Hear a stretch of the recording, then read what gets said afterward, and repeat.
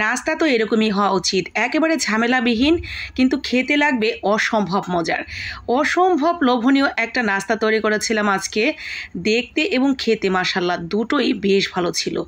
আজকে তৈরি করেছিলাম একেবারে ঝটপট রেসিপিতে, বলতে পারেন মাত্র 10 মিনিটে তাল চিতই।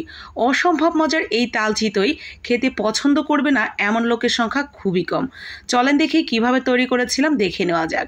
প্রথমেই দিয়ে দিলাম এখানে হাফ কাপ মতো লিকুইড দুধ, পাউডার দুধ অথবা গরুর দুধ যে কোনো একটা দিলেই হবে। সাথে দিয়ে দিলাম তালের পিউরি। এই তালের পিউরিটা আমি ডিপ ফ্রিজে রেখে দিয়েছিলাম, যার কারণে একটু জমাট বাঁধানো আছে। তার সাথে দিয়ে দিলাম স্বাদ মতো চিনি, স্বাদ মতো লবণ। এখন তালের পিউরিটা খুব ভালো করে একেবারে গলিয়ে নিতে হবে। দুধটা একটু গরম করে নিলেই কিন্তু তালের পিউরিটা খুব সহজেই গলে যাবে। তারপরে যখন তালের পিউরিটা মেশানো হয়ে যাবে, আমরা এখানে দিয়ে দিচ্ছি ময়দা বা আটা। আটা ময়দা দুইটা দিয়েই তৈরি করা যাবে, যার কাছে যেটা থাকবে সেটাই দিবেন। তো আটা বা ময়দা দিয়ে খুব ভালো করে মিশিয়ে নিতে হবে পরিমাণ মতো।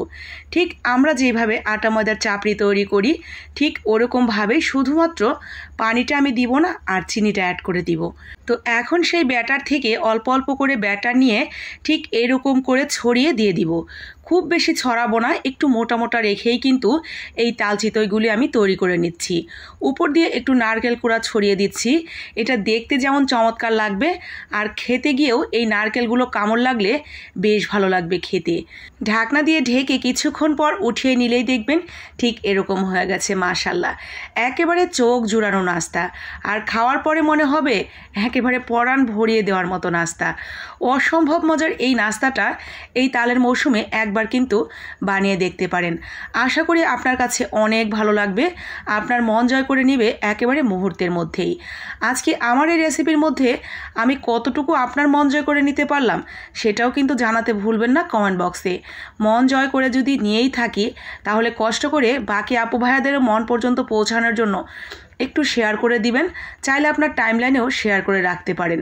পরবর্তীতে যখন বানাবেন একটু ঝালাই করে নেবেন, আর যদি আমি একটা লাইক পেতে পারি অবশ্যই একটা লাইক দিয়ে দিবেন। তো সবগুলো কিন্তু আমি বানিয়ে ফেলেছি একে একে কথায় কথায়।